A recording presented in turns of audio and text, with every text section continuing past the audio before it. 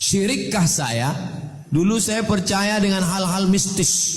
Contoh, tali hitam dililitkan di tangan, dililitkan di pinggang, bisa menghalau makhluk jahat. Apakah jika saya bertaubat Allah akan mengampuni saya? Innallaha la yaghfiru an yushraka bihi. Allah tak mengampunkan dosa syirik. Wa yaghfiru ma duna dzalika liman yasha. Selain syirik diampunkan Allah. Jadi gimana orang yang pernah syirik Pak Ustadz kalau tak diampunkan Allah? Ini perlu diluruskan pemahaman. Ada sahabat namanya Abu Dzar Al-Ghifari. Abu Dzar Al-Ghifari menyembah berhala namanya Naham. Nama berhala ini Naham. Lata, Uzza, Manat, Hubal, Jibti, Taghut, Naham. Dibawanya lah susu ke berhala Naham tadi. Naham, kubawakan kau susu kambing pagi ini Naham. Setelah dia berdoa, datang anjing. Datang anjing, diminumnya susu tadi habis. Setelah habis, diangkatnya kaki sebelah, dikencinginya Naham. Berpikirlah Abu Dzar, sedangkan susu dia pun diminum tak bisa dia menolak. Habis itu kena kencing pula. Ngapain dia aku sembah? Akhirnya dia pun masuk Islam. Nah pertanyaannya, pernahkah Abu Dzar Al-Ghifari syirik? Pernah. Dia menyembah Naham, bawa sajen susu. Lalu kenapa diterima taubatnya? Tapi katanya orang syirik tak pernah diterima taubatnya. Yang tak diterima taubatnya itu orang yang syirik mati dia dalam keadaan syirik, itu neraka jahanam tempat dia. Itu maknanya. Adapun orang yang pernah syirik, jangankan pakai benang, pakai tali kapal kau ikat, diampunkan Allah. Mandi kau saudaraku, mandi taubat malam ini. Habis itu sembahyang sunat taubat. Usolli sunnat taubat rakaataini lillahi ta'ala. Allahu akbar. Salat sunat taubat. Habis itu istighfar. Astaghfirullah rabbal baraya. Astaghfirullah minal khataya. Astaghfirullah. Aku minta ampun kepada Allah. Rabbal baraya. Rabb, Tuhan semesta alam. Astaghfirullah, minta ampun aku ya Allah, minal khataya, dari segala silap salah dan dosaku, maka Allah mengampunimu. At-taibu minadz dzambi kama la dzambalah. Orang yang tobat dari segala dosa sama macam tak berdosa. Syarat tobat 3. An-nadamu fil qalbi, menyesal dalam hati. Wal iqraru bil lisani. Astaghfirullah, astaghfirullah. Wal itmaru alla ya'uda ilaihi abadan. Tekad kuat tidak akan kembali untuk selamanya. Mudah-mudahan kita semua termasuk minat tawwabin, orang-orang yang bertobat. Tolong jelaskan hadis tentang larangan banyak bertanya. Innama ahlaka man kana qablakum. Orang di antara kamu binasa kasratu masailihim. Karena banyak-banyak tanya. Tapi banyak tanyanya itu bukan mau mencari ilmu. Banyak bertanya karena tak tahu kita kasih tahu. Banyak bertanya untuk ngetes ta'annud namanya. Tak perlu dijawab. Tarkul jawabi alal jahili jawabun. Tidak menjawab pertanyaan orang jahil adalah suatu jawaban. Kalau ada orang jahil tanya ngetes diam aja. Lebih baik. Apa jawabannya Pak Ustaz? Diamlah jawaban. Nah, adapun dia bertanya, saya ni orangnya jahil Pak Ustaz, tak pernah dapat pendidikan agama, tolonglah Ustaz jelaskan tentang ini. Maka kita jawab. Tapi kalau bertanya yang tidak-tidak, jangan sakit hati kalau banyak WhatsApp, SMS, pertanyaan yang tidak-tidak, yang sudah selalu kita bahas di YouTube. Ditanya juga lagi bolak-balik. Tentang bulan Rajab Pak Ustaz, tentang bulan Rajab Pak Ustaz. Tinggal ketik aja di YouTube tuh Somat Rajab, berserak-serak video bulan Rajab. Tulis Somat Rajab, enter. Banyak, like and share. Ustadz menjamak salat ketika mendaki gunung. Kau tinggal di mana? Pas di kaki gunung. Mendaki boleh tak saya jamak? Kalau naiknya ke atas sampai 89 km. Kan yang penting safar. Ada safarnya. Safar itu perjalanan 89 kilometer kata kitab Al-Fiqhul Islami wa Adillatuh Syekh Wahbah Az-Zuhaili. Kalau ada ustaz lain mengatakan tak perlu 89, asal naik angkot jamak. Itu mazhab dia lah. Saya tak berani. Saya pilih yang jumhur ulama. 89 kilometer. Ke Bangkinang bisa tak? Belum. Ke Duri 125. Suami mengusir saya, mengeluarkan kata-kata cerai 2 kali.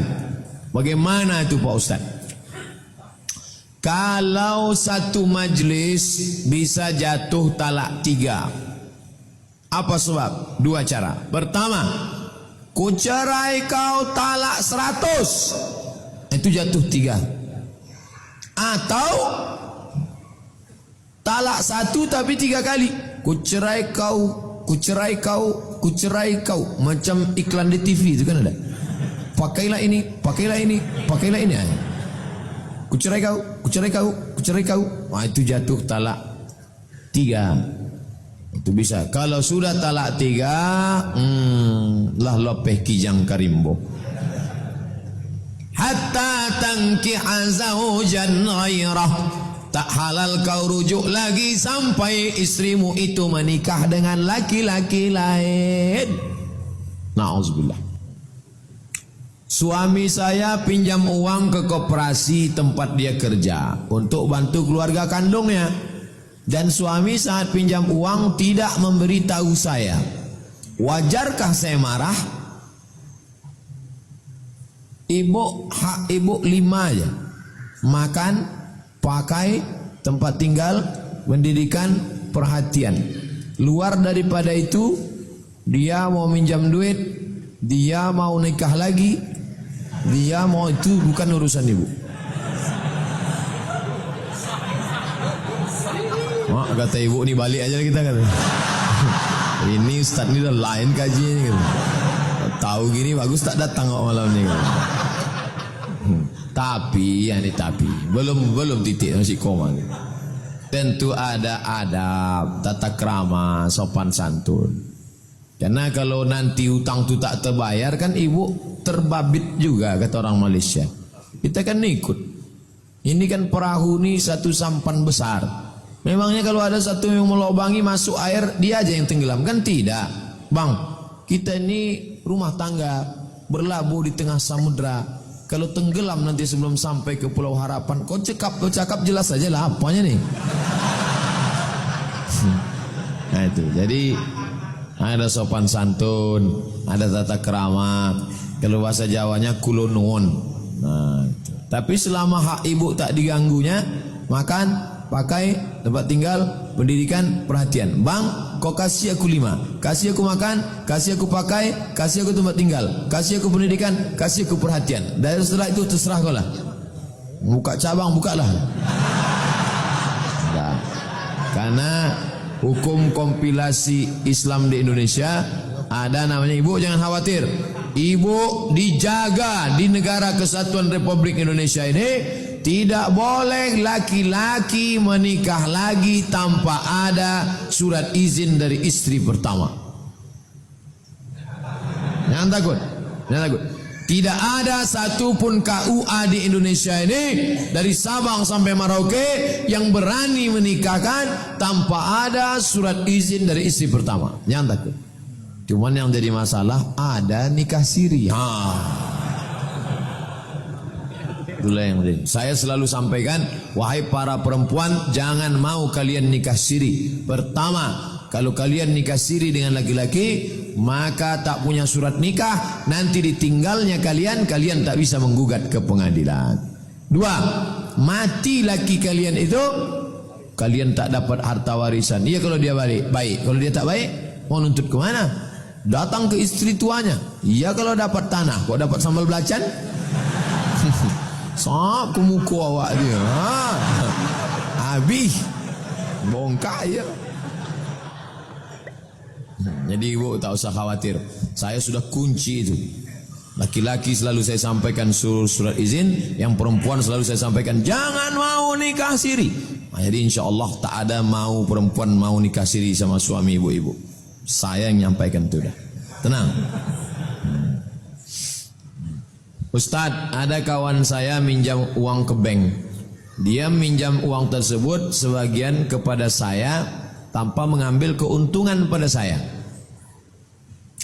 Apa hukum bagi saya? Apakah termasuk riba kepada saya? Belit-belit ini. Ada kawan saya minjam uang ke bank. Bapak minjam uang ke bank 100 juta. Oke. Dia meminjamkan uang ke saya. Saya kalau minjam uang bapak, saya tak perlu tahu duit itu datang dari mana. Pak, minjam aku duit bapak. Dikasihnya, saya pakai aja. Tak perlu saya tanya, ini bapak jual babi apa ternak bekicot apa? Dari mana duit ini? Tak perlu. Saya pakai aja. Yang penting nanti saya bayar. Begitu juga ibu jual nasi. Minang Maimbau. Tiba-tiba datang orang beli nasi. Bu, beli nasi 10 bungkus. Ibu tanya, duit kau ini duit dari bank konvensional apa syariah? Tak perlu. Gitu juga bapak jual bangunan, jual besi, jual semen, material. Pak, beli semen juga sah. Tak perlu bapak tanya, ini duit kau ini hasil korupsi apa sogok? Karena yang dijual itu barang yang halal. Gitu dia. Karena orang baru hijrah itu kan semangat luar biasa. Takut dia. Apa hukum suami cerai istri lewat WhatsApp? Dulu kau nikah pakai WhatsApp ya?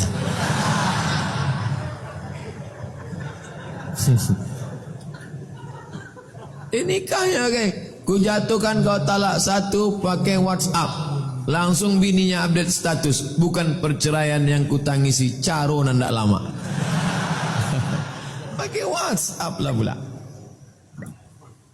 Da'ma yaribuka ila ma la yaribuka. Tinggalkan sesuatu yang meragukan, mengandung unsur 100%, ada 0,1% meragukan, tak bisa jadi dalil. Ad-dalilu idza tamal saqata bihil istidlal. Itu maka tespek tak bisa jadi dalil.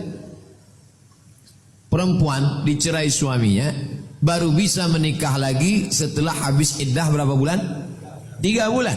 Salasata quru. Kenapa menunggu 3 bulan? Melihat maaf perutnya ada janin apa tidak. Tiba-tiba dipakainya tespek. Negatif. Kalau gitu kosong, berarti bisa nikah? Tak bisa. Kenapa? Karena tespek mengandung unsur 0, sekian persen. Berapa banyak orang yang kata tespek tak hamil, rupanya hamil. Maka kalau mengandung sesuatu kemungkinan, maybe yes, maybe no, tak bisa jadi dalil. Oleh sebab itu maka, yang WhatsApp ini bisa jadi orang mengirim, bisa jadi salah kirim, bisa jadi salah ketik, bisa jadi dia mimpi dia. Pop terkirim. Bang, abang ngirim. Enggak kata. Ini kok ada mimpi abang adik. Bisa. Ustaz, saya sebentar lagi akan menikah. Tapi sekarang mulai muncul rasa bimbang dalam hati saya. Da'ma yaribuka. Tinggalkan yang meragukanmu, cari yang lain. Oh, belum selesai lagi. Apakah calon saya ini baik atau tidak? Memang dulu kami banyak buat dosa, tapi sekarang saya sudah tobat, solat sudah ke masjid. Apa yang harus saya lakukan Pak Ustaz jika pilihan saya ini salah? Wasyawirhum fil amr. Musyawarah. Tanya kawan-kawan dia, tanya keluarga dia, tanya kawan-kawan dekat, tanya orang yang amanah. Musyawarah. Fa idza azamta, kalau kau sudah azam, fatawakkal 'ala Allah. Tawakal pada Allah. 3 langkah ini jangan sampai salah. Musyawarah dulu. Ma khaba man istakhara wa ma nadima man istasyara. Tak sia-sia orang yang mau istikharah dan tak akan menyesal orang yang mau mendengar pendapat orang lain. Bro, aku mau pinang anak bapak tu, apa pendapat? Tak usah lagi. Hancur udah. Kacau kau nanti. Bagus kau dapat yang ini. Kau cari ini yang baik. Amalkan hadis. Da'ma yaribuka. Gila mala air. Jangan dengar satu pendapat. Boleh jadi orang ini tak suka. Boleh jadi dijelek-jelekkannya itu rupanya dia mau juga sama itu. Jadi kadang kawan-kawan nih banyak yang menikung di simpang. Kenapa gitu? Karena dia Valentino Rossi. Dipotongnya kita. Menggunting dalam lipatan, menjegal kawan seiring, menikam dari belakang, musuh dalam selimut. Bagaimana hukumnya jika saya ingin menikahi seorang akhwat, yang mana akhwat tersebut mantan pacar saya 7 tahun yang lalu, sebelum saya hijrah. Sekarang akhwat itu juga sudah hijrah. Mantaplah. Bagaimana cara yang tepat meminang akhwat itu? Apakah saya harus ta'aruf juga? Kau udah kenal udah. Apa mau kenal lagi? Sedang belum waktu jahiliyah udah kenal. Bisa ta'aruf lagi? Dah tahu dah. Ajaklah kawan-kawan dari Fodamara, dari FSRMM, dari Irma, ajak. Datangi bapaknya, Pak, aku mau minang anak bapak kau lah yang selama ini ku cari-cari membawa 7 tahun lalu kan, katanya. Rupanya bapak itu ingat lagi. Selama 7 tahun tersebut saya tak pernah tahu kabar akhwat tersebut. Sekarang saya ajak menikah, akhwat tersebut menerimanya. Barakallahu lakuma wa baraka alaikuma wa jama'a bainakuma fi khair. So sweet. Masya Allah. Semua ada saatnya. Ada saatnya jahiliyah, ada saatnya hijrah, dan sekarang kalian dipertemukan lagi. Aku tak pernah mencari kau, kau pun tak pernah mencari aku. Allah yang mempertemukan kita. Masya Allah. Awak pula yang hanyut jadi. Ala hazihin niyah al-Fatihah. A'udzubillahi minasyaitonir rajim. Bismillahirrahmanirrahim. Alhamdulillahi rabbil alamin. Arrahmanir rahim. Maliki yaumiddin. Iyyaka na'budu wa iyyaka nasta'in. Ihdinas siratal mustaqim, siratal ladzina an'amta 'alaihim ghairil maghdubi 'alaihim waladdallin. Amin. Allahumma ja'alna minat tawwabin, jadikan kami orang-orang yang bertaubat. Wa ja'alna minal mutatahhirin, jadikan kami orang yang mensucikan hati, badan, tempat pakaian. Wa ja'alna min ibadikas salihin, jadikan kami hamba-hambamu yang saleh. Allahumma ja'alna minal ladzina yastami'una al-qawla fayattabi'una ahsanah, jadikan kami orang-orang yang mendengarkan ucapan yang baik lalu mengiringinya dengan yang baik. Saudara kami, ayah mertua dari saudara kami, Tuan Maulana Ismail, Allahumma ighfir lahu warhamhu wa'afihi wa'fu anhu waj'alil jannata mathwahu. Allahumma ja'al qabrahu rawdatan min riyadil jinan, jadikan kuburnya salah satu dari taman surgamu ya Allah. Wala taj'al qabrahu hufratan min hufarin niran, jangan jadikan kuburnya salah satu dari lubang neraka-Mu ya Allah. Allahumma khtim lana bi husnil khatimah wa la takhtim alaina bi su'il khatimah. Tutup umur kami dengan husnul khatimah, jangan kau tutup umur kami dengan su'ul khatimah. Ya muyassir kull asir, wahai engkau yang memudahkan segala yang sulit, fa inna kull asirin alaika yasir, segala yang sulit-sulit menjadi mudah bagimu. Fayassir lana umurana, mudahkan segala urusan kami ya Allah. Allahumma ja'alna minal afina 'anil nas, jadikan kami orang yang mudah memaafkan orang lain, orang yang mencaci maki kami, menyumpah serapah kami, mengejek kami. Allahumma hdi qaumana fa innahum la ya'lamun, berikan mereka hidayah, mereka berbuat jahat karena mereka tak tahu ya Allah. Allahumma hdi qaumana, Allahumma aftah bainana wa baina qaumina bil haqq wa anta khairul fatihin, berikan kami kebenaran, tunjukkan kami kebenaran, tunjukkan kami mana kawan mana lawan. Fansurna 'alal qaumiz zalimin, fansurna 'alal qaumil munafiqin, fansurna 'alal qaumil fasiqin. Allahumma arzuqna imaman 'adila, berikan kami pemimpin yang adil ya Allah.